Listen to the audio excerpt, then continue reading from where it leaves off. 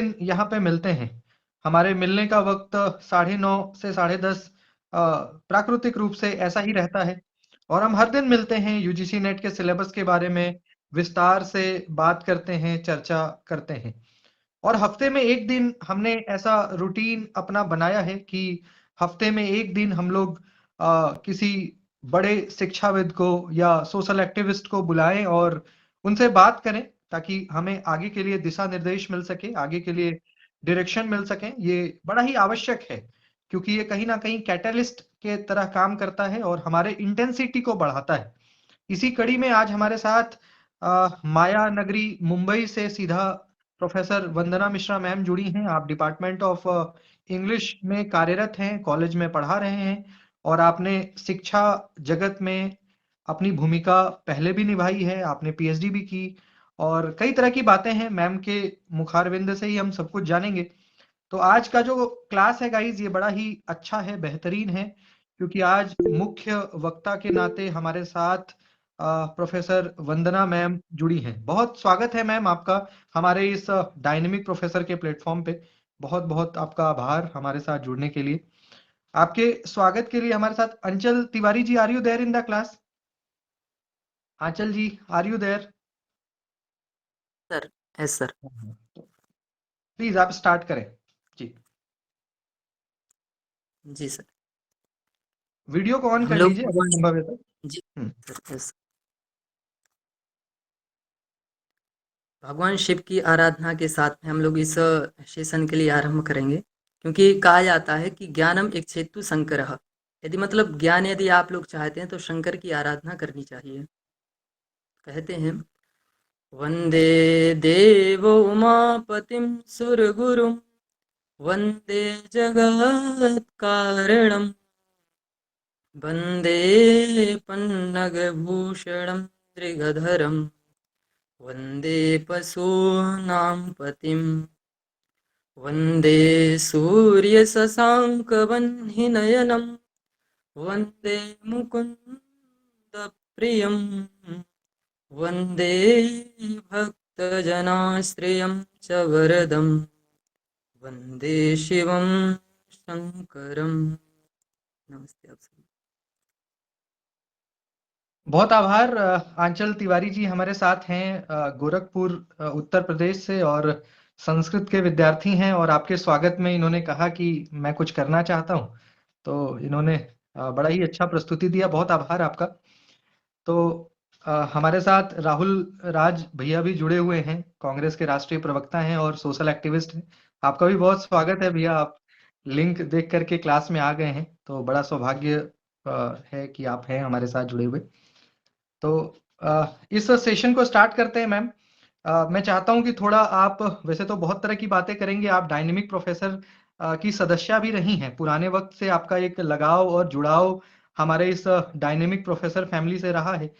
तो एक बार आप अपने पारिवारिक पृष्ठभूमि, अपने बारे में थोड़ा सा इंट्रोड्यूस करें, ताकि सभी राहुल, स्टूडेंट जी 10 सेकंड मैं बोलूंगा पहले, मैम के बोलने से पहले। जी जी जी बताएं। बच्चों सभी को मेरा नमस्कार। मैं सिर्फ इसलिए आया था कि नारी उत्थान की बात होती है, और राहुल ने आज एक नारी को अपने मंच पे यहाँ पे बुलाया है। हमेशा मुझे बुलाता है और बहुत सारे ऐसे लोगों को बुलाता है जो मोस्टली मेल होते हैं। तो मैंने कभी खुल के बोला नहीं इससे कि भाई किसी फीमेल को भी इनवाइट करो, बहुत कम लोगों को इनवाइट करते हो। तो आज इसने बुलाया तो मुझे लगा मुझे ज्वाइन करना चाहिए, क्योंकि यत्र नारी पूजयन्ते रमन्ते तत्र देवता। जहाँ नारी की पूजा होती है वहां देवता अपने आप में वास करते हैं। तो मैडम आपका स्वागत है, और आप सभी का भी स्वागत है।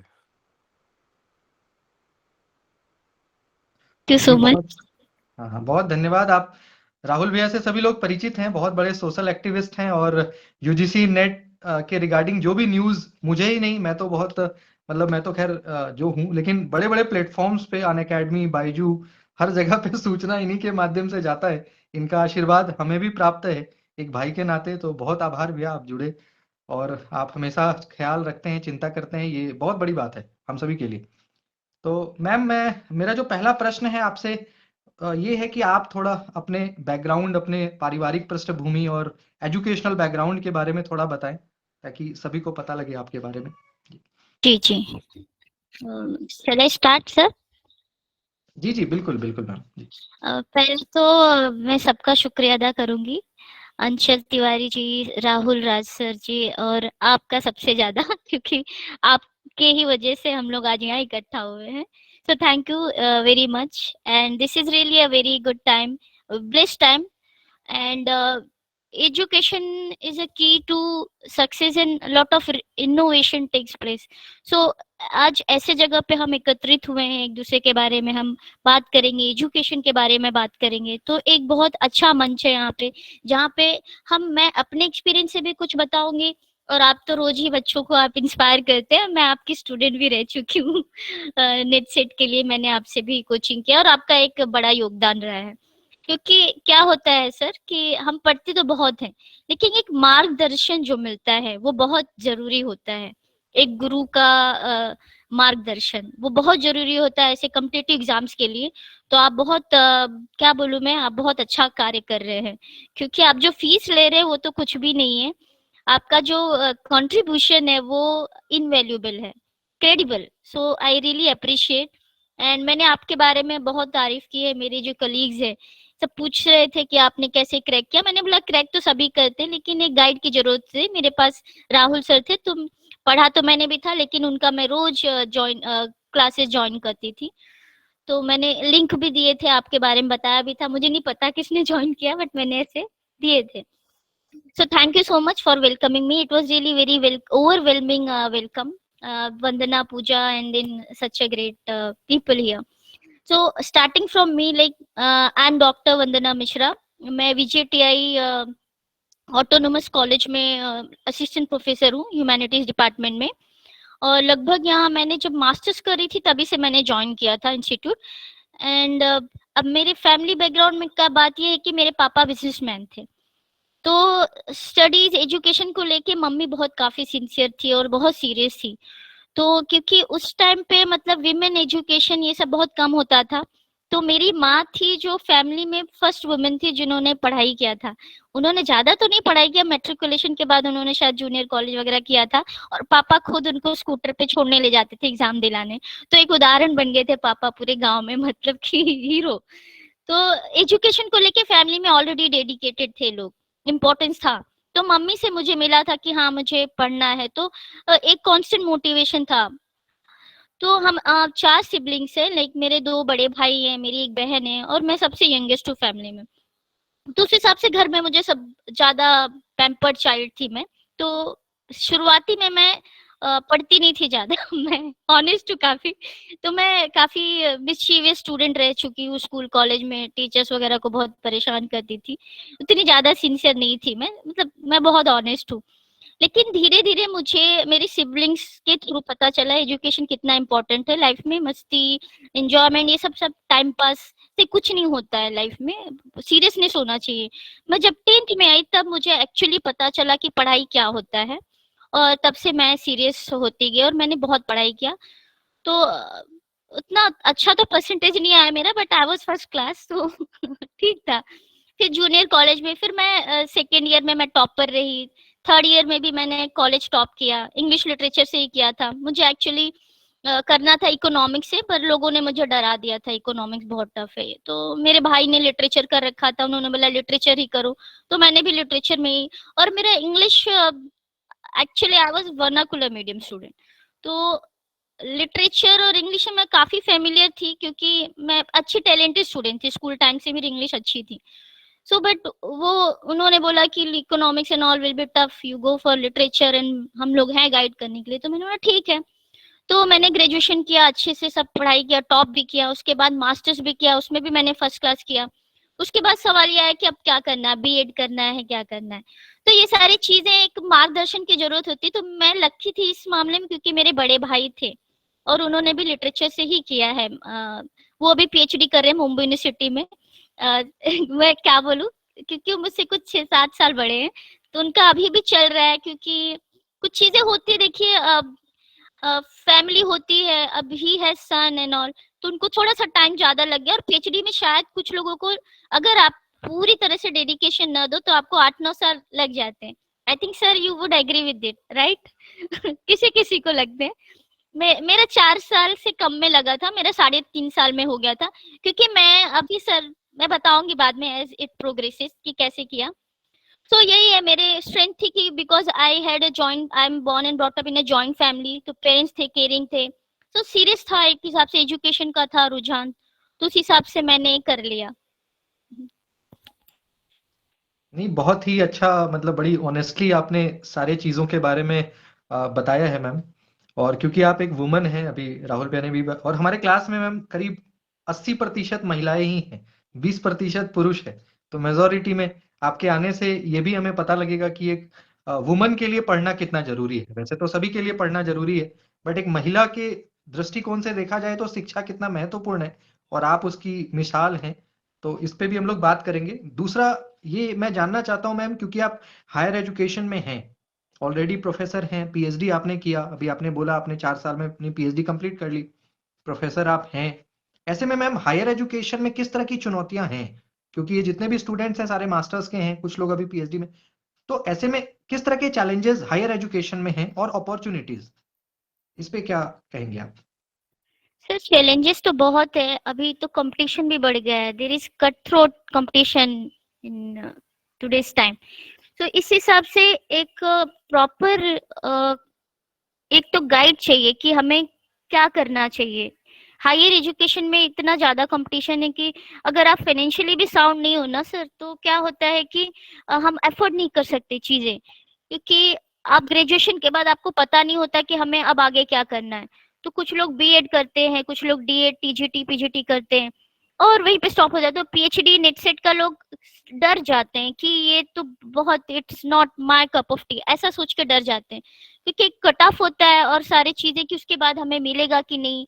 ये सारी बहुत दोस्तों, इसमें क्या होता है कि आपको थोड़ा सा डेडिकेशन चाहिए और डिटर्मिनेशन, डिटर्मिनेशन एंड परसिस्टेंस। अगर ये दो चीजें हैं और आपको प्रॉपर आपके पास नॉलेज है कि क्या करना है, तो कंपटीशन तो रहेगा, ये आज भी है, कल भी है, कल था, आगे भी रहेगा।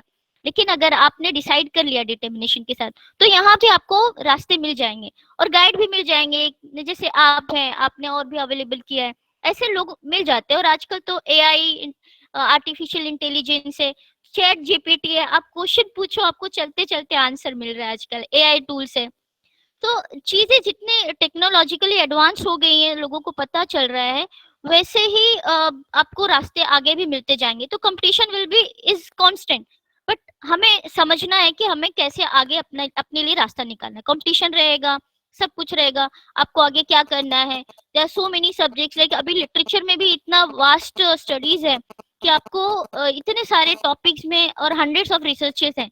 तो एक इंटेलिजेंस इज रिक्वायर्ड, एंड यहाँ पे कंपटीशन हमेशा ही रहेगा, आपको अपना रास्ता खुद निकालना पड़ेगा और गाइडेंस आपको मिलेगा, ऐसा नहीं है। एडवांसमेंट के साथ चीजें आजकल अवेलेबल हो गई है, रिसोर्सेज आर अवेलेबल, बहुत सारी चीजें हैं जिन्हें आपको नॉलेज की जरूरत है। आपको hundreds of ideas, instruments will be there on the way. Ma'am, PhD की यात्रा में कुछ ऐसी आपकी बैड मेमोरीज, क्योंकि पीएचडी का एक बहुत हाइप क्रिएट किया जाता है। ऐसे में आपने अभी मुझे लगता है लास्ट ईयर अपना पीएचडी कंप्लीट किया, कुछ ऐसी मेमोरीज आपकी खट्टी मीठी जो आप शेयर करना चाहेंगे? क्योंकि कई सारे स्टूडेंट्स हैं जो एडमिशन लेने वाले हैं, कुछ लोग परस्यू कर रहे हैं। तो कुछ ऐसी आपकी बैड मेमोरी सुपरवाइजर के साथ, या कभी ऐसा हुआ हो जो आपको लगा हो कि यार गलत इंडस्ट्री में आ गए, नहीं करना चाहिए था ऐसा कुछ कभी? Very true sir, well said. मुझे तो बहुत सारी बैड मेमोरीज है, मैं तो बहुत सारी चीजें मैं फिर भी शेयर करूंगी जितना कर सकती हूँ। आपको भी होंगी, आपने आपसे भी पूछूंगी बाद में। सो एक्चुअली क्या हुआ था कि पहले तो सर मुझे एडमिशन लेने में, अभी आपने बताया थे चुनौतियां होती है हायर एजुकेशन में, तो मुझे एडमिशन में ही प्रॉब्लम हो गया था सर। अभी तो देखिए कि एंट्रेंस टेस्ट है, नेट सेट है, उस टाइम मेरा नेट सेट नहीं हुआ था और मुझे एंट्रेंस टेस्ट देना पड़ा था। तो जो फर्स्ट टाइम मैंने एंट्रेंस टेस्ट दिया था, उस टाइम पे मेरे पास एक टॉपिक थी ट्रांसेंडेंटलिज्म, और लेकिन मैं श्योर नहीं थी, ये कुछ 7-8 साल पहले की बात है, और मैं श्योर नहीं थी, मैंने कुछ भी प्रिपेयर नहीं किया था, बस मास्टर्स करके निकली थी, मैंने बस पीएचडी करना था।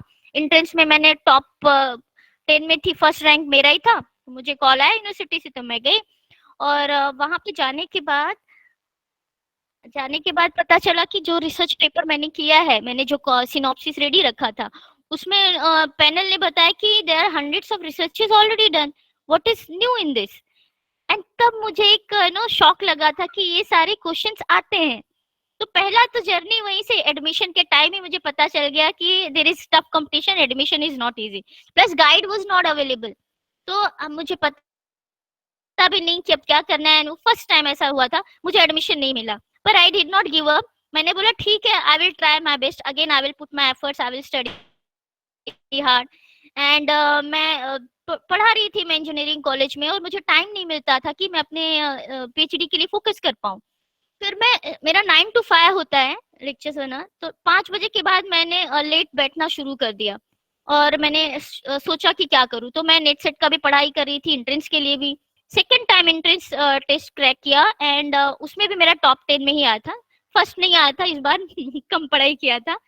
और मुझे एडमिशन के लिए बुलाया, मैं लेट हो गई थी, एक्चुअली एडमिशन हो गया था, बट नया नया रूल निकला था यूनिवर्सिटी में, जितने भी टॉपर्स है उनको कॉल करना ही था। तो मैं गई, और फिर एडमिशन सबका हो चुका था, मुझे कॉल आया, मैंने बोला मैं लेट हो गई हूँ। तो उन्होंने बोला ठीक है, आप देखिए अभी भी टाइम है, आपको रिमाइंडर के लिए हम कॉल करने वाले थे जितने भी टॉपर्स है। तो मैंने फिलअप किया, गाइड मुझे अवेल हो गया।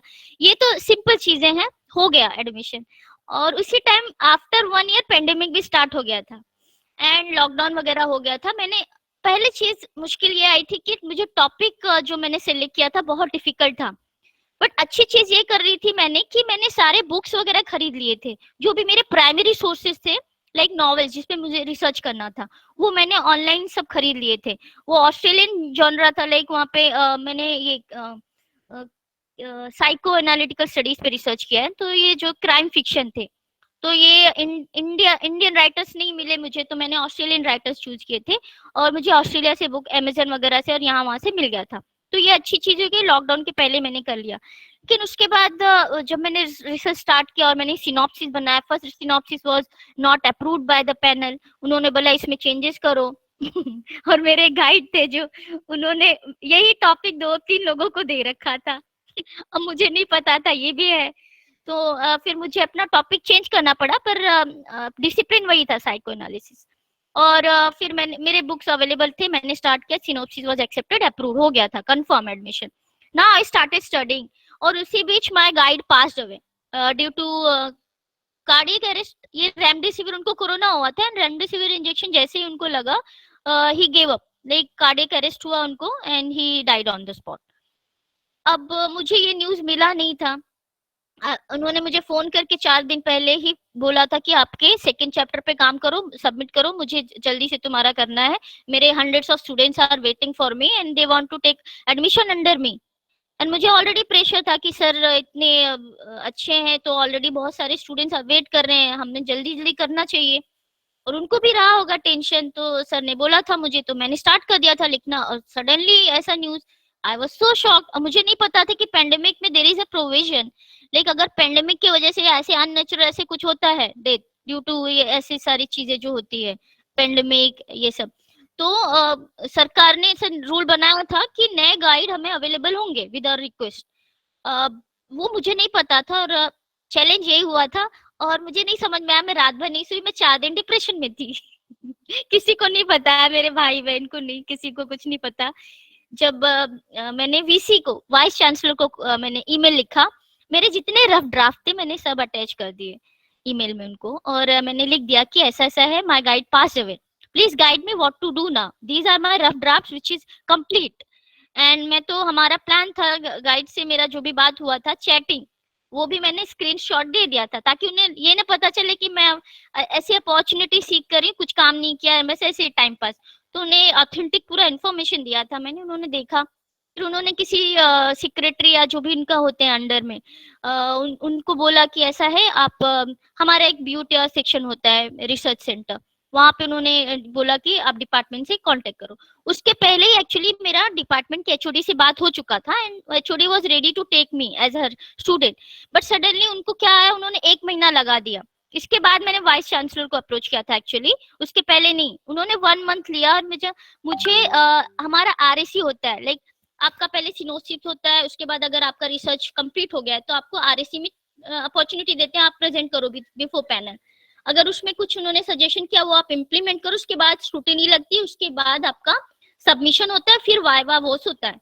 तो ऐसे प्रोसीजर होते हैं, 2-3 RAC होती है और आपका रिसर्च प्रोग्रेस मंथली 6 मंथ में आपको सबमिट करना पड़ता है। तो रिसर्च प्रोग्रेस वगैरह मैंने सर को दिखाया था 2 एकेडमिक ईयर का, उसके बाद सर नहीं थे और हमारा कांटेक्ट नहीं था। तो मैम ने मुझे हमारा ऐसे ही वर्चुअल हुआ था गूगल मीट में कॉन्वर्सेशन, उन्होंने मेरा रिसर्च सब पूछा, बोला ठीक है आई will be your guide.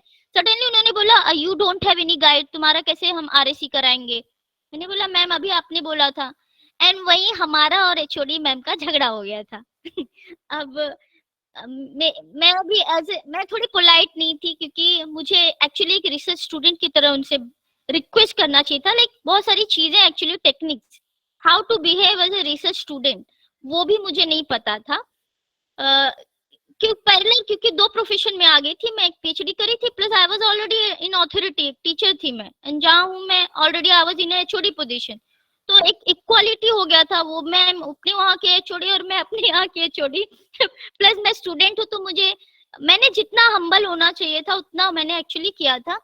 But जब उन्होंने बोला I am not your guide तो मुझे शॉक लगा, हमारा थोड़ा हो गया, तो होता है थोड़ा बहुत। और फिर मैम ने मुझे बोला तुम्हारा कौन गाइड बनेगा, who will be your guide, look at your attitude.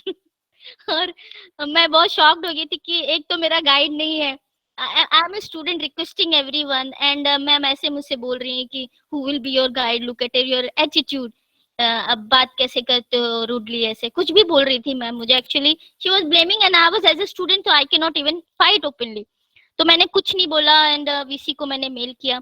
तो उन्होंने जब किया तो मैम ने मुझे कॉल किया एक दिन और बोला कि आपने कंप्लेन किया है मेरा। मैंने बोला नहीं, मैंने इंक्वायरी डाली कि who can be my guide in such situation, and ma'am को तो समझ में आ गया कि इन्होंने कंप्लेन ही किया होगा, ऐसे बहुत सारी है चीजें। उसके बाद सामने एक गाइड थे, उन्होंने बोला कि who is this girl, I can be the guide. तो मैम ने बोला, तो मुझे बोला, मैंने एक्सेप्ट कर लिया और हो गया काम। तो इस टाइम पे मैं लक्की हो गई क्योंकि he was very understanding guide, बहुत अच्छे हैं। He was chairman of board of governors, so already he was serious and he was very particular कि कैसे एकदम होता है ना, जब आपको क्लैरिटी होती कैसे करना है तो इजी हो जाता है for student and for research for further progress.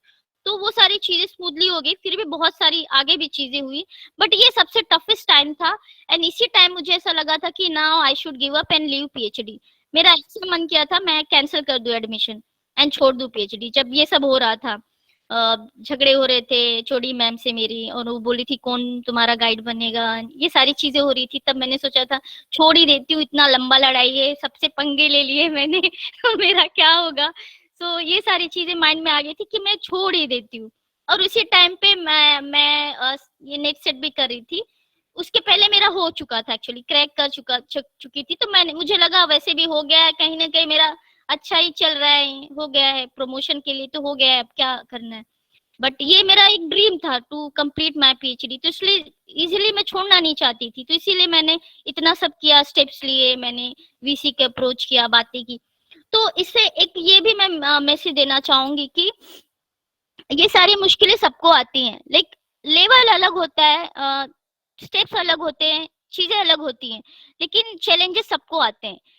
तो ऐसे में ना कभी भी हर एक फेज तो सभी PhD स्कॉलर्स को आता है कि अभी छोड़ देना है, अभी PhD छोड़ देना, नहीं करना है, ये सबके मन में थॉट आते हैं। क्योंकि 2-3 लोग मेरे जो फ्रेंड्स थे वो भी यही शेयर किए थे मुझे, और तब मैंने सोचा था कि ऐसा मेरे साथ ना हो, पर मैंने भी यही फील किया।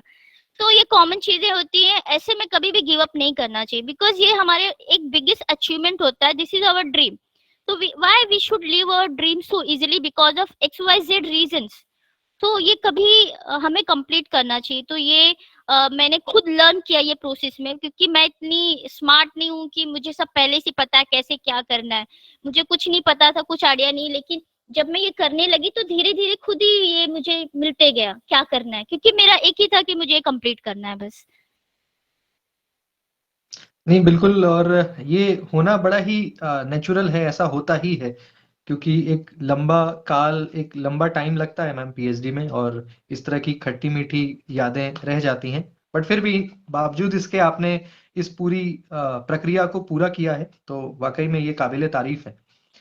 एक और प्रश्न मैम ये आता है कि जैसा मैंने आपको कहा कि वुमन के लिए, क्योंकि कई तरह की चैलेंजेस होती हैं लाइफ में, यहाँ पे कई सारी हमारी महिला छात्र हैं, तो उनके लिए मैम सक्सेस होना कितना जरूरी है? क्योंकि कई लोग फैमिली पारिवारिक हैं, मैरिड हैं, कई लोग यू कैन से अनमैरिड भी हैं, तो महिलाओं को क्या संदेश देना चाहेंगे? क्योंकि आपने बीइंग अ वुमन काफी स्ट्रगल किया और अपनी पीएचडी भी पूरी की, नेट भी कर लिया, कॉलेज में भी हैं, तो क्या आपको लगता है मैम कि यू कैन से वो लोग जो जॉब में नहीं है, या वो वुमन जिसके पास फाइनेंशियल सिक्योरिटी नहीं है, जॉब नहीं है, एडुकेशन, तो उसको लेकर के क्या कहना चाहेंगे आप? Thank you, sir, for asking this question.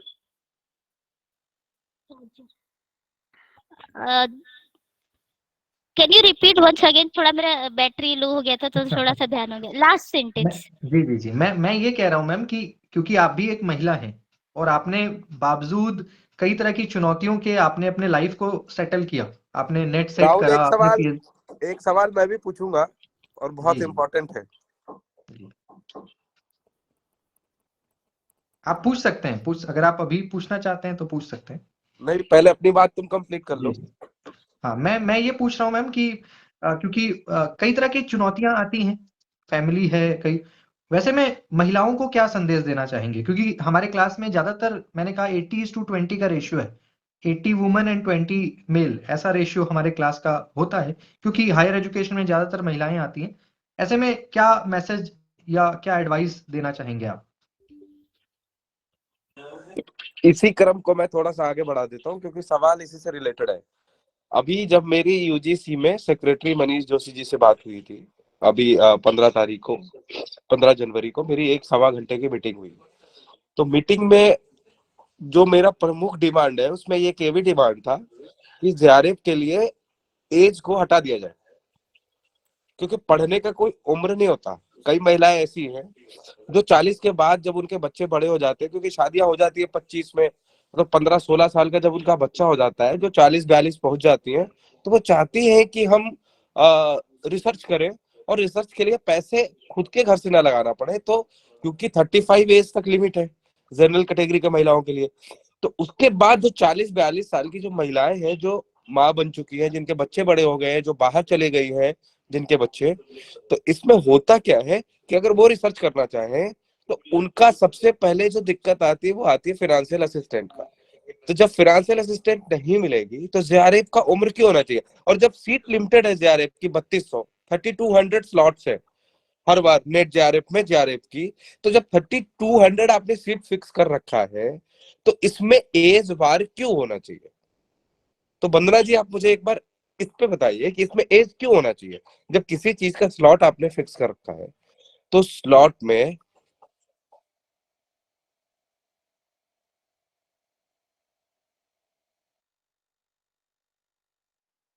Ma'am आप विजिबल नहीं है, I think, just wait for a second. तब तक मैं ही बात कर लेता हूँ राहुल, कुछ मुझसे ही सवाल पूछो।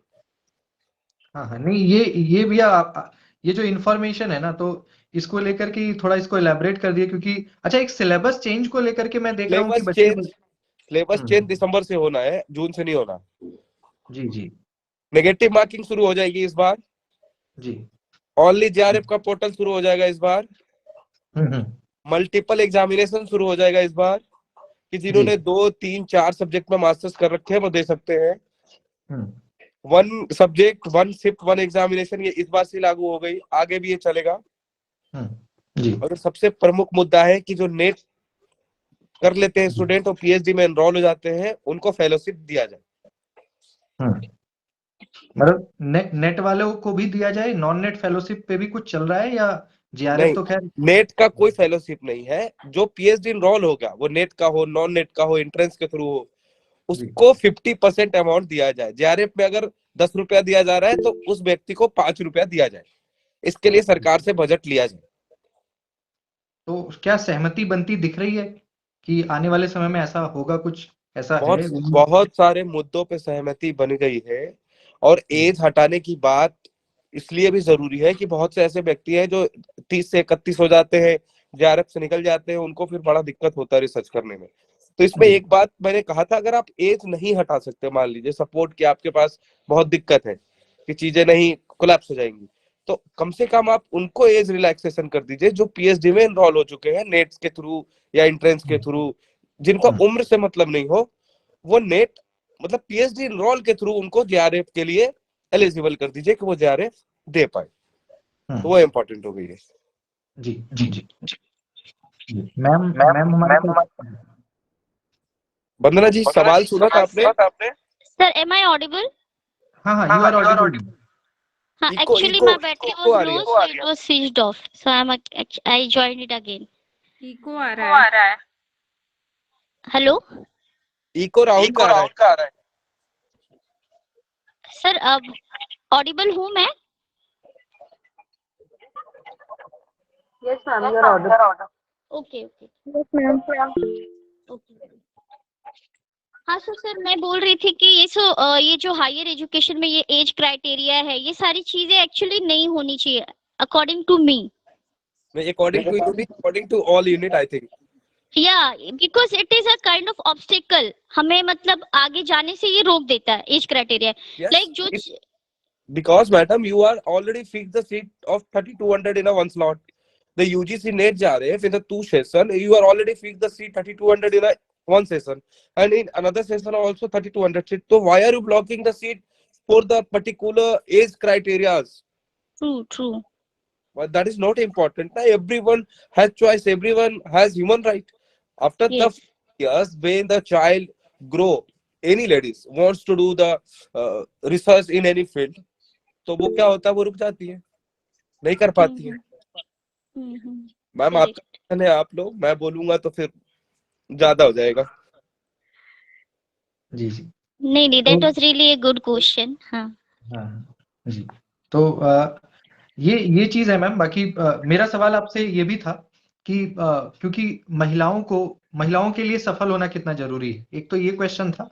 साथ ही साथ मैं चाहता हूँ कि हाँ, इसका ही जवाब आप दें, फिर हम लोग आगे बात करेंगे।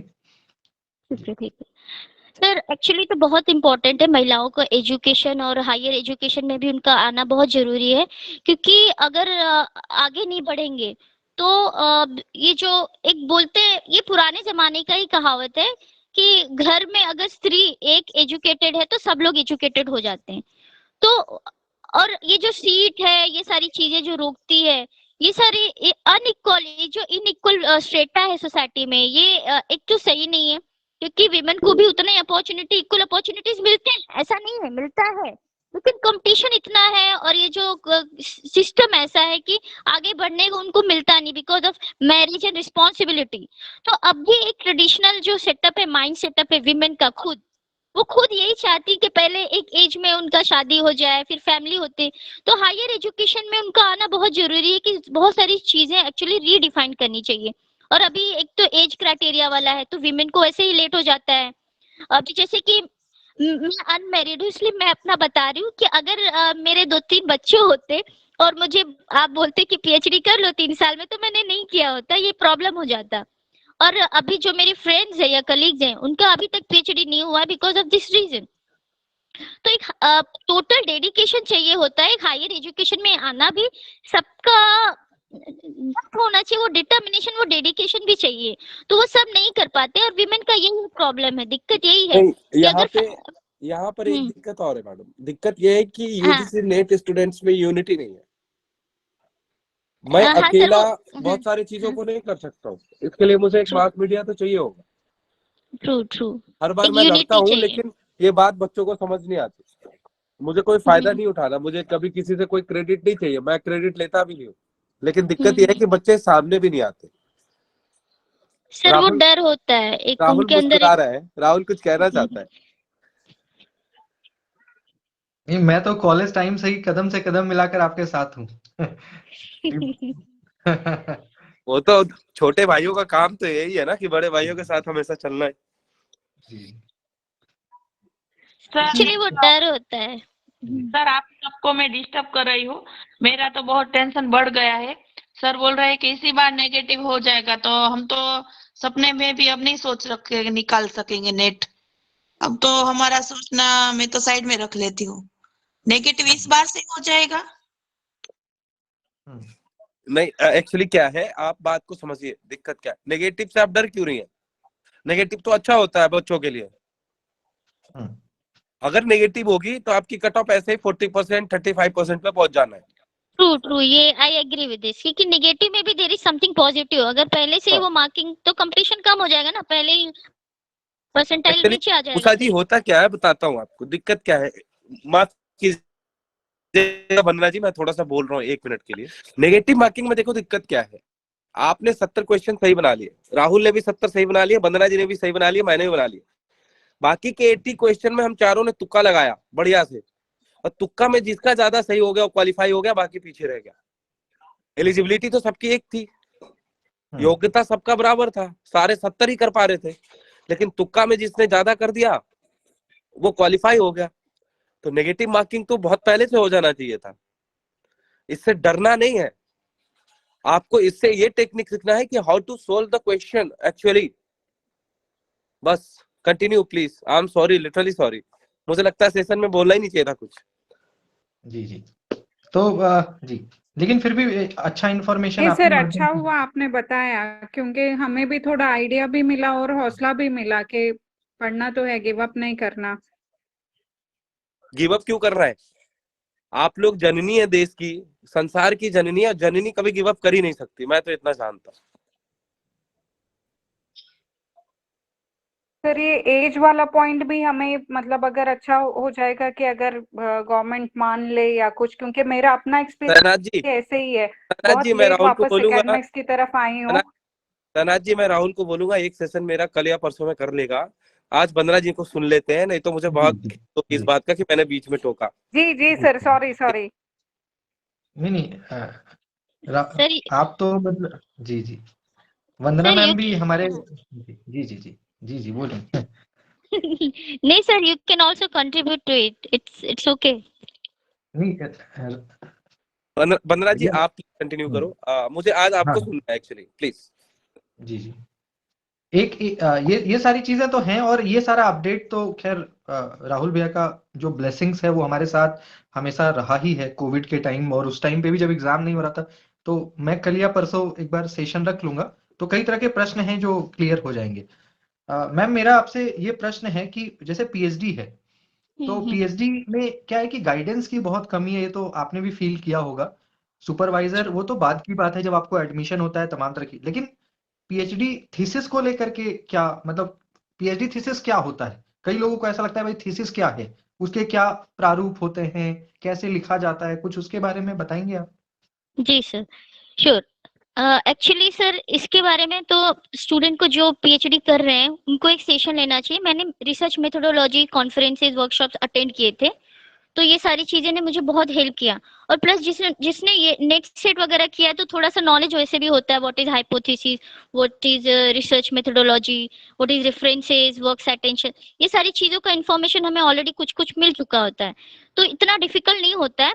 But still, because thesis writing is whole new kind of ocean, तो इसके लिए थोड़ा सा हमें मेंटली ओपन और एक्सेप्टेंस होना चाहिए, लोगों से शेयर करना चाहिए नॉलेज और लेना चाहिए। लाइक मैंने मेरे जो सीनियर्स ने कर चुके थे उनसे मैंने काफी सीखा, तो एक लर्निंग अगर एबिलिटी है दूसरों से सीख के करने की, तो वो हेल्प में जाती, क्योंकि हमारे पास कुछ नहीं है कि किसी से हम डायरेक्टली, या कोई कोर्स है, या हमें गाइड से भी उतना नहीं मिल पाता है क्योंकि वो बहुत बिजी होते हैं, तो हमें खुद से एक करना पड़ता है। तो ये सारी चीजें, जैसे कि मैंने पहले तो रीडिंग इज मस्ट, लाइक आपको बहुत पढ़ना पड़ता है, तो आपका जो प्राइमरी सोर्सेस है, उसके बाद सिटिंग इन लाइब्रेरी और at home if you are sitting, कम से कम जितने आपके रिसर्च वर्क से रिलेटेड रिसर्च पेपर्स है, ये सारी चीजें पढ़ो। प्लस एक जो ये होता है skeleton of your research thesis, कि उसमें क्या कंटेंट होते हैं, स्ट्रक्चर क्या है, that structure is very important. Properly organizing your title, certificate, declaration, acknowledgement क्या होना चाहिए, कैसी वर्डिंग होनी चाहिए, वो like how you have to acknowledge everyone's contribution in your thesis, वो एक्नॉलेजमेंट भी प्रॉपरली कैसे ड्राफ्ट करना है, दैट लैंग्वेज, एंड वो प्रॉपर ग्रामर का पूरा construction, sentence construction is very important, because after you complete it, this work is no more your own property. hundreds of thousands of peoples, not only in India, across the country, European, everyone who is the native speaker of English will be reading your work. So we have to very thorough with the language we are using, very nicely well structured, organized thing, sentences and all, and proper आपके हमारे universities के जो structure होते हैं thesis के literature के लिए, वो हमें पूरा फॉर्मेट होता है, पूरा टाइटल पेज ना। अभी मैंने जो किया था उसमें एक क्राइटेरिया 80 ये नया इंक्लूड हुआ था, अगर आपने सुना है क्राइटेरिया 80। अब ये क्या होता है, लाइक हमारे जितने पहले होते हैं टाइटल पेज होता है, फिर उसके बाद डिक्लेरेशन, एक्नॉलेजमेंट, सर्टिफिकेट, ये सब होते हैं, फिर कंटेंट, चैप्टर 1, इंट्रोडक्शन, 2, 3, 4, 5, ये उसके बाद एक कंक्लूजन के बाद लास्ट हमने ऐड किया था मैंने, वो था क्राइटेरिया 80। अब इसमें क्या था, कंक्लूजन में already we had mention the findings of our research paper, एक क्राइटेरिया 80 में हमें मेंशन करना था अलग से separately, like in my entire research मैंने क्या फाइंडिंग्स किए हैं, रिसर्च फाइंडिंग्स क्या है मेरे, वो मुझे प्रॉपर्ली स्पेसिफाई करना पड़ा हर चैप्टर का उस क्राइटेरिया 80 में। तो ये क्यों कंपलसरी किया था, ये क्यों, ये हर साल कुछ ना कुछ यूनिवर्सिटीज चेंज करते हैं, मेजर्स लेते हैं हर साल। तो अभी जैसे कि शहनाज बोल रही थी कि एज क्राइटेरिया, नेगेटिव मार्किंग, ये सारी चीजें हर साल चेंज होती रहेंगी, तो हमें डरना नहीं है। कुछ कुछ चीजें नई इंक्लूड होंगी, बट वो अगर थोड़ा टफ है, लेकिन धीरे धीरे वो नॉर्मल हो जाती है। लाइक बिगिनिंग में एनटीए आया था, हमें यूजीसी सीबीएसई का आदत था, हमें लगा अब एनटीए फुल्ली कंप्यूटराइज हो गया, अब क्या होगा, लेकिन होना है, हो गया, हमने एक्सेप्ट किया, चीजें हुई, लोगों ने एक्सेप्ट कर लिया और क्रैक भी हुआ लोगों का, थोड़ा सा डिफरेंट हुआ, बट लोगों ने accept once you accept the thing will be easy for you to handle it, deal with it and overcome it and crack और अचीव इट। तो ये सारी चीजें अगर हमने एक्सेप्ट कर लिया, गोल अगर माइंड में है, टारगेट है, तो with determination and persistence we can achieve it. आप में से किन्हीं का भी कोई प्रश्न है, मैम से कुछ पूछना चाहते हैं, कोई भी, तो माइक को अनम्यूट करके और पूछ सकते हैं जी। हाँ मैम, एक मुझे पूछना था, क्योंकि यहाँ पे मैं पुणे यूनिवर्सिटी से कर रही हूँ रिसर्च पीएचडी, तो एक्चुअली जो हमारा नेट का एंट्रेंस का जो, नेट का नहीं, पीएचडी का एंट्रेंस का जो एग्जाम होता है, उसके बाद सिनॉप्सिस जो पहला देना होता है हमने रिसर्च प्रपोजल, उसका टाइम बहुत कम देती है university.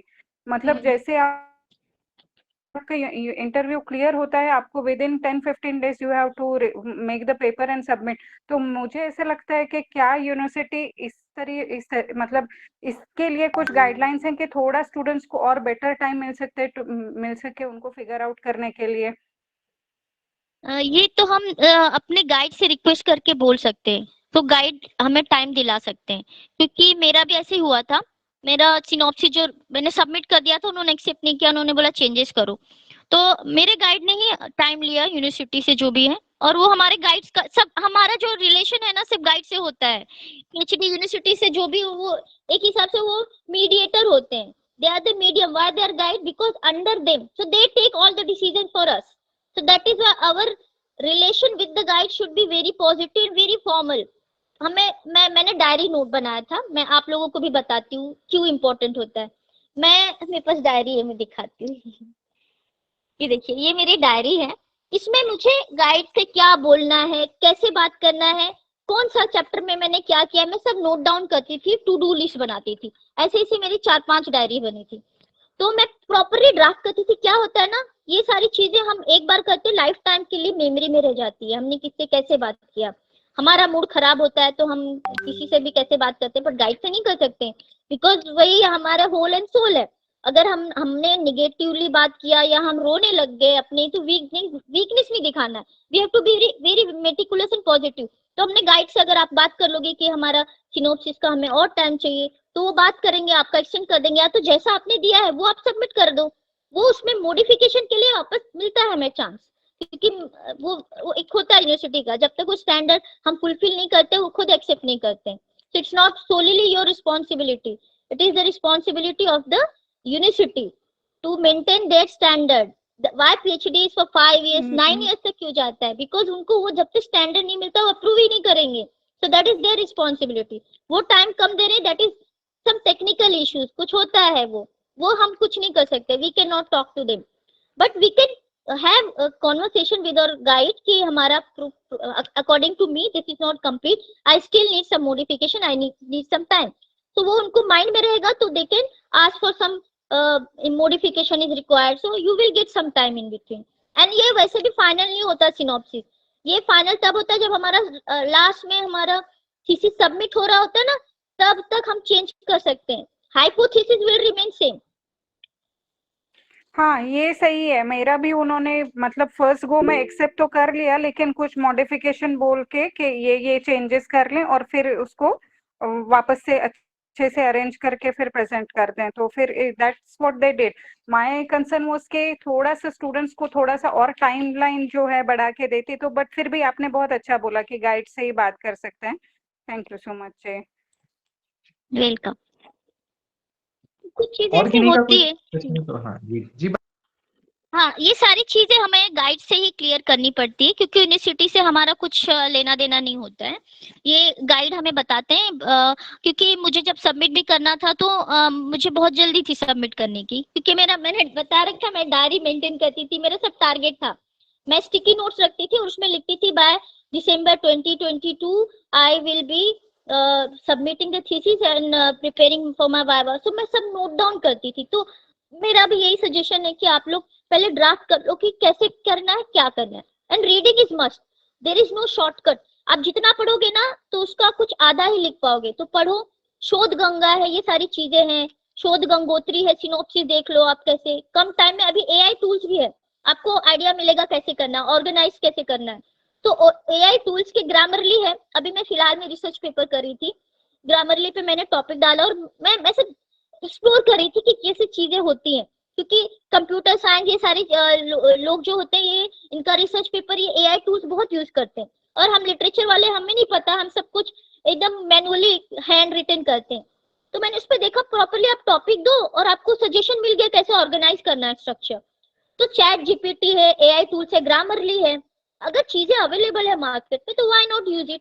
But plagiarism is very important. तो इसलिए आपको कॉपी पेस्ट नहीं करना है.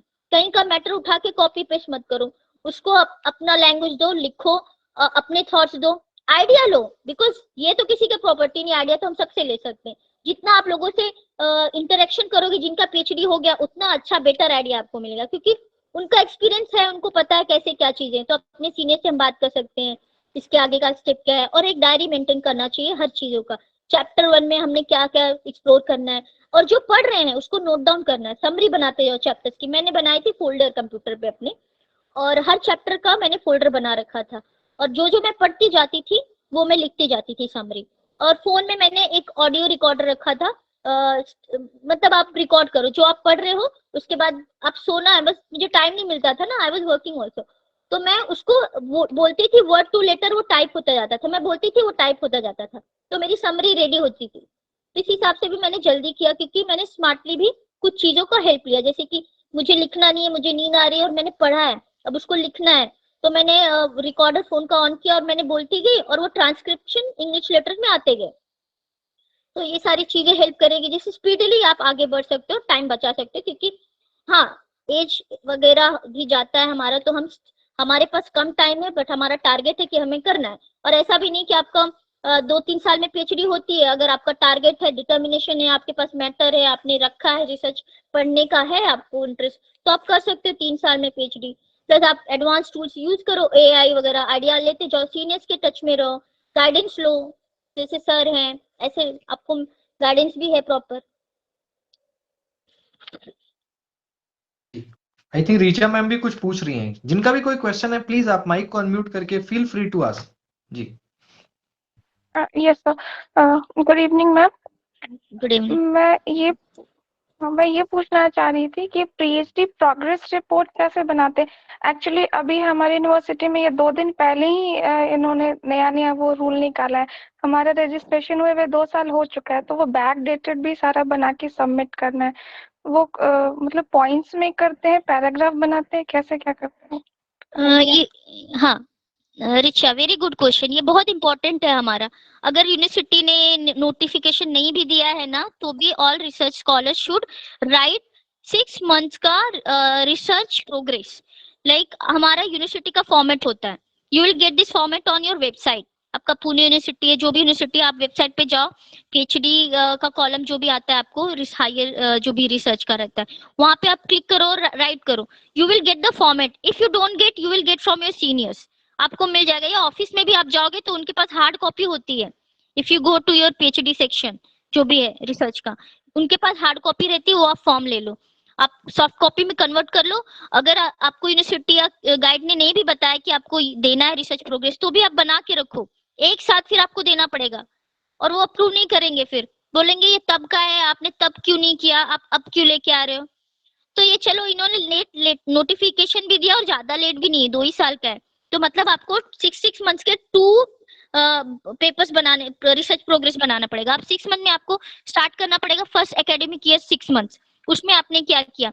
So you will be writing your primary sources. आपके 4-5 नॉवेल्स होंगे, आप लिखोगे you have read this novel. Points में लिखो, आप पैराग्राफ में मत लिखो, पॉइंट्स में लिखते जाओ, कॉमा कॉमा करते जाओ. There is no any kind of format that आपको पैराग्राफ में लिखना है या पॉइंट्स में ही. आप दोनों ही कॉमा करते, डिपेंड ऑन द स्ट्रक्चर, आपका फॉर्मेट कैसा है. तो आप पॉइंट्स में भी लिख सकते हो, read my 4 novels, write the top title of your novel and their writers, and फिर started drafting my first chapter. लिखो again novel and the author's name, that first chapter started drafting. ऐसे you have to write whatever you have done, that you have to actually authenticate. Research progress is like आपने directly कुछ भी नहीं उठा के लाया, वो ऑथेंटिफिकेशन है, that every 6 months some progress you have done step by step. So all 6 years के आपके कुछ 6 बनेंगे, आपको मिल जाते फॉर्मेट. चैप्टर्स में क्या लिखे है वो भी लिखना होगा क्या? Yes, in short you will have to write that you second chapter started reading theories of, for example you're doing research on crime fiction.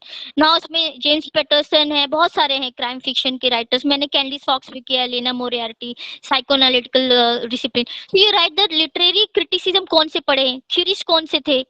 So write down Jacques Lacan, Freud, William James, psychoanalysis जो भी है, you read the theory of psychoanalytical culture and anarchy.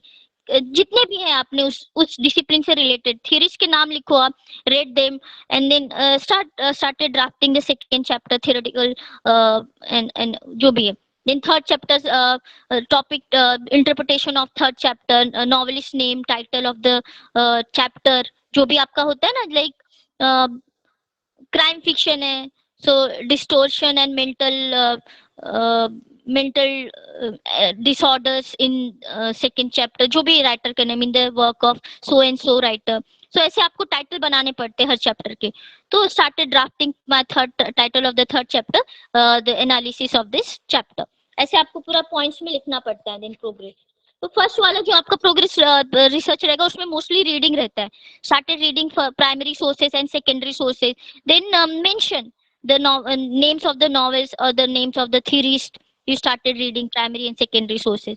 वो आपको पूरा detail में लिखना पड़ता है रिसर्च प्रोग्रेस में 6 मंथ्स के. Thank you ma'am, thank you so much.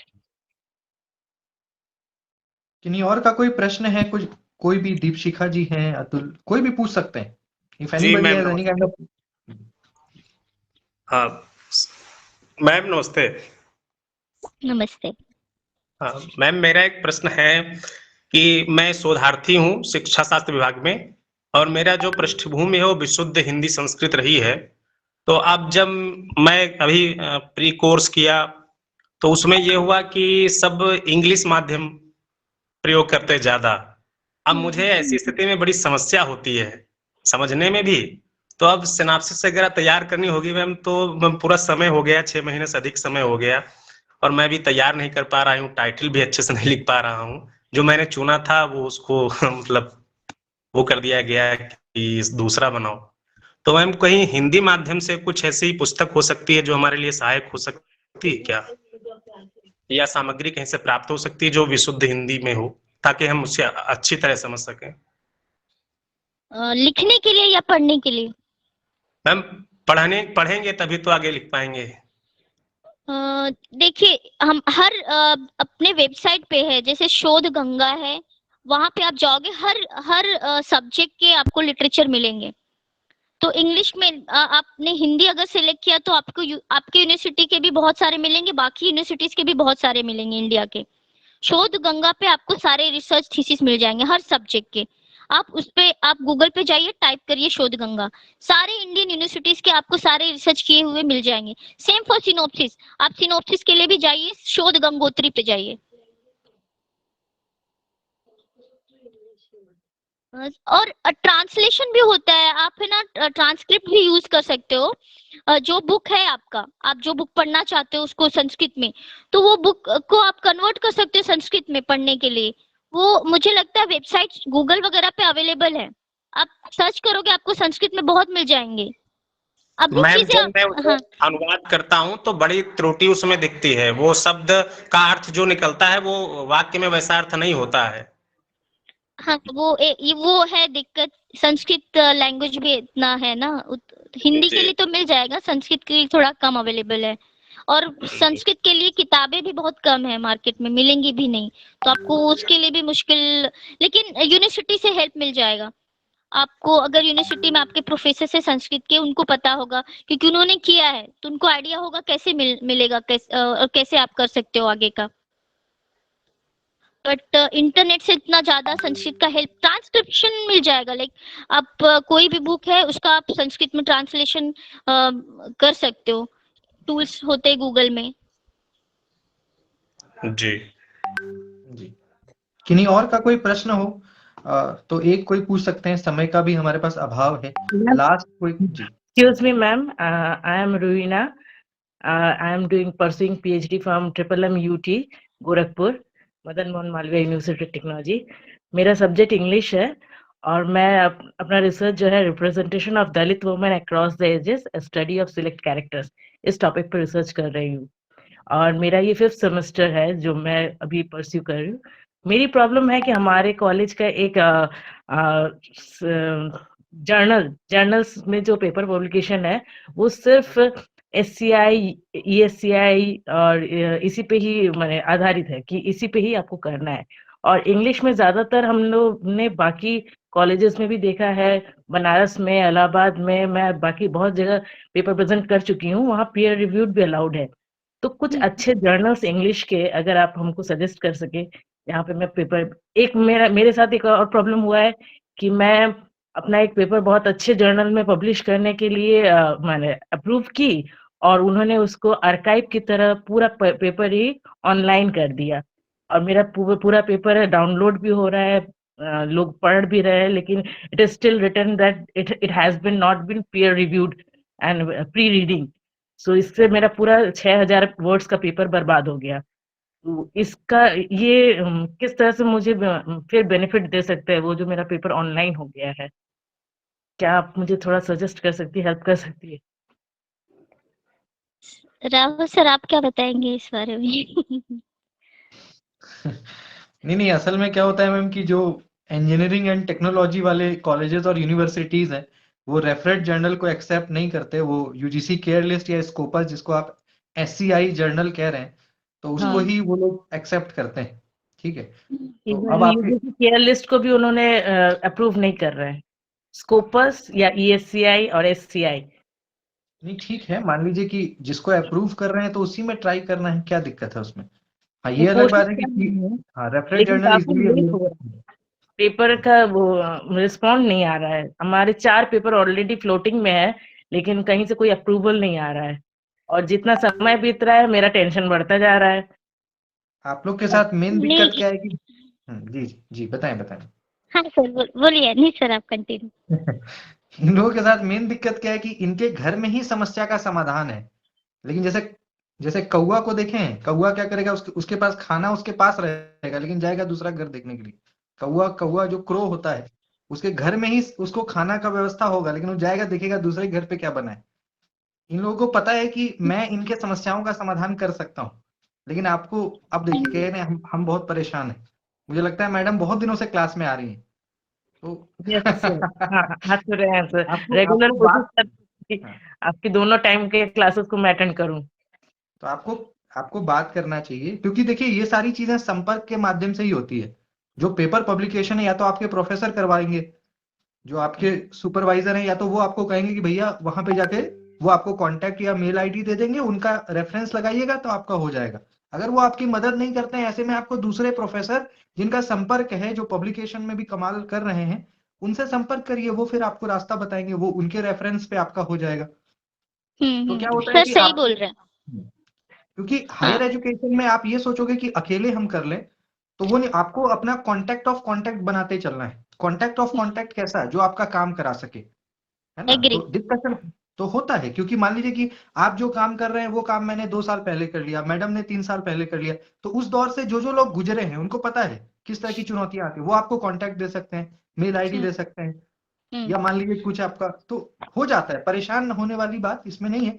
हालांकि SCI में या स्कोपस में पब्लिश होना बड़ी बात है, आसान बिल्कुल भी नहीं है, लेकिन ऐसा नहीं है कि नहीं होता है, हो सकता है पब्लिश, थोड़ा प्रयास करना पड़ता है, तो हो मेरे जाएगा पास पब्लिश। ईमेल आईडीज है, मेरे पास 2-3 जर्नल के, मैं शेयर करूंगी सर को, वो आपको शेयर करेंगे। हर यूनिवर्सिटी का होता है, हमें मेरा बहुत सारा, मेरे कुछ 9-10 रिसर्च पेपर्स ऑलरेडी सबमिटेड थे, बट वो मुझे बोल रहे थे कि यूजीसी केयर में ही करो मेरे गाइड। तो हर गाइड का भी एक प्रेफरेंस होता है, तो उन्होंने बोला यूजीसी केयर में करो और मेरा नाम अंडर मतलब जॉइंट पेपर होता है। तो मैंने 2 रिसर्च पेपर लिखे जिसमें अपने सुपरवाइजर गाइड का नाम लिखे और मेरे 2 पेपर, और उन्होंने बोला यूजीसी केयर में, तो मैंने ढूंढा यूजीसी केयर जर्नल, और इंटरनेट से ही मैंने ढूंढा क्योंकि मुझे भी नहीं पता था कहाँ से, और फिर मैंने वो दोनों पब्लिश किया, फिर सर ने मुझे बोला कि वो मुझे सेंड करो, तो मैंने सर को भेजा। तो कुछ कुछ प्रेफरेंसेस हर यूनिवर्सिटी के होते हैं, वो हमें फॉलो करने पड़ते हैं। तो जब इसे अभी बोल रहे पीयर रिव्यूड ये सब नहीं एक्सेप्टेड है, या जो भी उनको नहीं चाहिए, उनके क्राइटेरिया के हिसाब से हमें फॉलो करना पड़ेगा हर यूनिवर्सिटी। तो उन्हें जिस रिसर्च जिस भी जर्नल में चाहिए, साइंस में चाहिए, या उन्हें यूजीसी केयर में चाहिए, तो हमें वही लिस्ट ढूंढना पड़ेगा और उनमें ही पब्लिश करने पड़ेंगे, सोच पूछ के अपने फ्रेंड्स या जो भी हमें पहचान में है। मेरा प्रॉब्लम है कि मेरा जो टॉपिक है वो दलित फेमिनिज्म पे है, और स्कोपस के अलावा या फिर वेब ऑफ साइंस, और इसमें हम जब ढूंढते हैं तो वो every time they said this your paper doesn't match to our area, और उसी से ही रिटर्न हो जाता है। ये प्रॉब्लम ज्यादा फेस कर रहे हैं हम। तो आप ऐसा कर सकते हो कि आप कंटेंट वही रहने दो, लेकिन टाइटल पे वो रिफ्लेक्ट मत होने दो कि that is core hard about Dalit literature. You just change the topic that women sufferer in casteism or something which can mold or no redefine the title, which will not specify that it is core about only Dalit literature. Just change the title and let the content talk, or to talk about whatever is your theme. Just little bit modification. Okay, thank you, ma'am. Thank you very much. And Rahul sir, I will be in touch with you, please. आपके guidance मुझे जरूरत है। नहीं, आपको क्या मतलब निमंत्रण पत्र भेजना पड़ेगा क्या कि आप मेरे संपर्क में सर, आप मैं रोज आपका सुनती हूँ, पर थोड़ा सा होता है ना कि क्या पूछूं, यही सोच के मैं रुक जाती हूँ कि ठीक है, कोई बात नहीं, आप बताइएगा। हाँ, और दूसरी बात ये है कि अपने सुपरवाइजर से भी बात करिए इस विषय में, वो ज्यादा मदद करेंगे आपको। हम लोग तो एक्सटर्नल हेल्प देंगे, एक होता है ना, आपने मेरे से बात किया, मैंने आपको एक्सटर्नल हेल्प की, अपने परिचय से मैंने आपका काम करा दिया, बट आपके सुपरवाइजर को संपर्क में रखिए। जैसे मैम ने भी कहा कि ये जो पीएचडी का दौर होता है, इसमें आपका पीएचडी एक पेरेंट की भूमिका में है, वो आपके गार्जियन है, तो उनको अपना गार्जियन मान के उनको बताइए कि सर ये दिक्कत आ रही है, क्या करें। वो भी उनके सजेशंस भी लेते रहिए। बाकी हम लोग तो बाहर से आपका सपोर्ट करेंगे ही, लेकिन अपने सुपरवाइजर को अपने कॉन्फिडेंस में जरूर रखिए, क्योंकि वही आपका फाइल पास करेंगे, उन्हीं के आशीर्वाद से आपका पीएचडी होगा, उनके कॉन्सेंट से, उनके यू कैन से रिकमेंडेशन पे ही आपका पीएचडी होना है, तो उनको जरूर अपने कॉन्फिडेंस में रखिए। हाँ सर, ठीक, थैंक यू सर जी। तो मुझे लगता है कि वैसे मैम आती रहेंगी, ऐसा नहीं है कि मैम का, अब आप जब मैंने मैम को इनवाइट किया तो ऐसा लग रहा था कि भाई किस तरह की बातें, मैम को भी ऐसा लग रहा होगा, लेकिन आप देख सकते हैं मैम अभी भी 11 बजने को है, अभी भी करीब 90 के आसपास स्टूडेंट्स क्लास में आपको देखने के लिए, आपको सुनने के लिए बने हुए हैं। तो ये कहीं ना कहीं बताता है कि आपके पास एक गजब का रिटोरिकल स्किल है, और आपने बड़े ही बेहतरीन तरीके से सारे विषयों को प्रस्तुत किया, सबको मोटिवेट किया, बड़ी ही स्पष्टता के साथ सारे चुनौतियों को भी हमारे समक्ष रखा है, और आगे के लिए क्या करें, ऐसा दिशा निर्देश भी आपके माध्यम से हम सभी को मिला है। सभी ने आपको बहुत ध्यान से सुना, और दूसरी बात ये होती है कि आपने समय निकाला, ये आज के टाइम पे बहुत बड़ी बात है। और आपसे ऐसी आशा है कि आगे आपकी जरूरत अब पड़ती रहेगी, क्योंकि हम लोग रिसर्च पेपर को लेकर के भी मैं कॉन्फ्रेंस वगैरह कराता रहता हूँ, तो एज अ स्पीकर आप आते रहेंगे, ऐसी आशा मैं करता हूँ कि आप समय घंटे 1 घंटे का जब भी ऐसा जरूरत पड़े तो आप निकालेंगे। और आप आए, आपकी आवाज बहुत अच्छी है। मैंने वो आपको जब मैं बोलता हुआ सुन रहा था, तो विक्रम सेठ की एक कविता है, फ्रॉग एंड द नाइटिंगेल, तो नाइटिंगेल की तरह आपकी वॉइस है। और मुझे आशा भोसले, क्योंकि आप भी मुंबई से हैं, और वो जो आशा ताई वाला आवाज आपका वो है, आई डोंट नो आप गाते भी हैं क्या, आप गाते भी हैं? Yes, I sing. तो That is वो my hobby. बिल्कुल बिल्कुल वो लता मंगेशकर वाला, मुझसे सहमत होंगे मुझे लगता है जो मैं कह रहा हूँ, वो बिल्कुल लता मंगेशकर वाला, वो जो बोल रही है मैम, तो ऐसा आवाज, तो बड़ी अच्छी आपकी आवाज और व्यक्तित्व तो खैर है ही। तो आप ऐसे ही मैम हमारे क्लास में आते रहेंगे, ऐसी आशा है। तो बहुत सारी Thank you so शुभकामनाएं, much. बहुत सारा आभार। जाते Thank जाते you मैम so दो much. कुछ गुनगुनाएंगे तो बड़ा अच्छा लगेगा हम सभी को, क्योंकि आपकी आवाज कुछ भी दो दो लाइन बस, और फिर हम लोग क्लास को खत्म करेंगे। जी sure.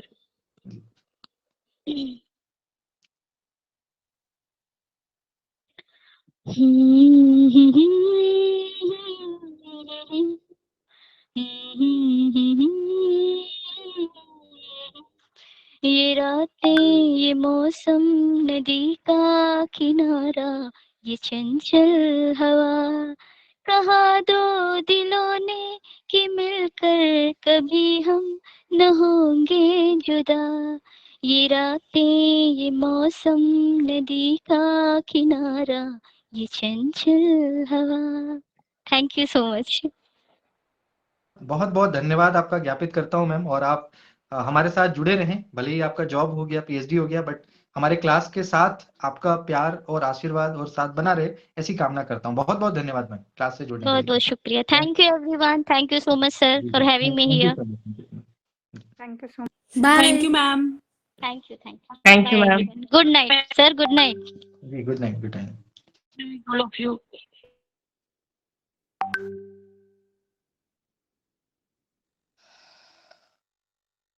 तो गाइज ये हमारे साथ वंदना मैम थी मुंबई यूनिवर्सिटी से, और इनसे हमने कई तरह की चीजों को जाना समझा, और पीएचडी को लेकर के आपकी जो भी समस्या है उसको डिस्कस करते रहिए। जैसे रीचा मैम ने अभी पूछा कि प्रोग्रेस रिपोर्ट कैसे बनाया जाता है, तो प्रोग्रेस रिपोर्ट बनाने में क्या है, कुछ भी नहीं है।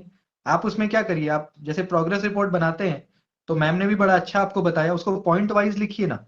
रीचा मैम है क्या क्लास में, या चली गई? रीचा मैम आ रही यस देर? सर वो कल ही नोटिफिकेशन आया, और आज जब मैं पूछ रही हूँ तो कोई बोल रहा है पैराग्राफ में बनाइए, कोई बोल रहा है कि नहीं, किन्हीं का कहना है कि आप वो चैप्टर का डिटेल्स डालिए, और कोई कह रहे कि नहीं अब तक आपने जो भी रिसर्च पेपर पब्लिश कराया है या कॉन्फ्रेंस अटेंड किया है वो सब भी डालिए। तो बहुत कंफ्यूजन क्रिएट हो गया है। कोई कंफ्यूजन क्रिएट नहीं होना है उसमें क्या होता है मैम कि 3-4 पॉइंट आपको लिखने होते हैं। जैसे प्रोग्रेस रिपोर्ट जो है, मान लीजिए कि इस तरह का कोई, मान लेते हैं कि इस तरह का एक कागज होगा, ठीक है जी। इसमें फ्रंट पे आपका नेम, आपका इनरोलमेंट नंबर, सुपरवाइजर का नेम, डेट, जो भी फॉर्मेलिटीज रहती है। फिर नीचे एक कॉलम आएगा कि भाई आपने जो भी कार्य किया है, work done by you in the last 6 months, उसमें क्या करना है, नंबर 1, पहले नंबर 1 दीजिए, लिखिए चैप्टर 1 कंप्लीटेड, दैट इज नाम दे दीजिए, मेमोरी एंड आइडेंटिटी इन फला वर्क, जो भी आपका चैप्टर का नाम है, अगर आपने कंप्लीट किया है उस 6 महीने में तो लिख दीजिए चैप्टर 1 कंप्लीटेड, है ना। दूसरा लिखिए सेमिनार अटेंडेड ऑन फला फला टॉपिक ऑर्गेनाइज्ड बाय फला। इट मीन्स कि जो भी सेमिनार आपने अटेंड अगर किया है तो नाम दे दीजिए, उसका टाइटल दे दीजिए। पेपर अगर प्रेजेंट के लिखिए paper presented on this topic, है ना, एट फला कॉलेज, एट फला यूनिवर्सिटी, एकदम शॉर्ट में, शॉर्ट एंड कॉन्साइज। तीसरा लिखिए पेपर कोई, मान लीजिए आपने कोई पेपर पब्लिश कराया, उसका टाइटल है global culture in the select work of Arundhati Roy, तो लिखिए paper published in peer reviewed journal, नाम दे दीजिए जर्नल का, उसका ISBN ISSN नंबर डाल दीजिए, ठीक है। तो ऐसे प्रत्येक 6 महीने, मतलब क्या आप दुनिया बदल दीजिएगा क्या? 6 महीने में क्या कर सकते हैं, एक इंसान क्या करेगा, मतलब दुनिया बदल देगा? यही ना 2-3 काम कर पाएगा। तो ओवर थिंकिंग नहीं करना है। 6 महीने के अंदर एक रिसर्च स्कॉलर से क्या क्या एक्सपेक्ट करता है, कॉलेज या यूनिवर्सिटी क्या एक्सपेक्ट करेगा? यही कि आप कम से कम एक पेपर पब्लिश करा लें, एक सेमिनार में पेपर प्रेजेंट कर दें, एक चैप्टर लिख दें। इससे ज्यादा आपसे एक्सपेक्ट नहीं करता कोई। और इससे ज्यादा आप काम करेंगे तो आप पे शक भी करेगा कि भैया 6 महीना में इतना ज्यादा काम कैसे हो गया, क्योंकि क्वालिटी में कमी आएगी, है ना। तो जितने 6 महीने के सर आपके रिपोर्ट, सबसे पहला वाला कैसे बनाए? मतलब सबसे पहला वाले में तो सिर्फ 6 महीने कोर्स वर्क चला और उस टाइम तो टाइटल भी ठीक से डिसाइड नहीं हो पाया था, तो उसमें क्या हाँ, डाले? तो उसमें डालिए कि लिटरेचर रिव्यू डन, है ना, या प्रॉपर लिखिए कि literature review based on this particular work, है ना, डन। ऐसा कर दिए, लिटरेचर रिव्यू को कर दिए कि मैंने उस 6 महीने में क्या करते हैं, शुरुआत में लिटरेचर रिव्यू करेंगे आप, तो पहला कर दीजिए लिटरेचर रिव्यू में 2-3 बुक्स का नाम डाल दीजिए कि फला फला। फिर डाल दीजिए कि विजिटेड फला लाइब्रेरी। इमेजिनेशन में नहीं भी गए तो क्या करिएगा, डालना है लिख दीजिए विजिटेड पटना यूनिवर्सिटी लाइब्रेरी, ठीक है। थर्ड पॉइंट लिख दीजिए कि डन सम डेटा कलेक्शन या done some interviews based on my topic और done some interviews related to my topic. अब मान लीजिए जैसे आपका क्या टॉपिक है, क्या टॉपिक है आपका? Feminine sensibility in major novels of Preeti Shenoy. Feminism पे काम कर रहे हैं, किस पे, मतलब जॉनरा क्या है, यस फेमिनिज्म। तो यस फेमिनिज्म सर, पे जॉनरा फेमिनिज्म। तो 2-3 नाम लिख दीजिए, किसी का नाम नहीं यार, कुछ एक आध फेमिनिस्ट जो आप जहां कर रहे हैं आसपास देख लीजिए कोई हो, तो उसका नाम लिख दीजिए कि कंडक्टेड इंटरव्यू और डन इंटरव्यू विथ फला फेमिनिस्ट ऑथर, ठीक है। तो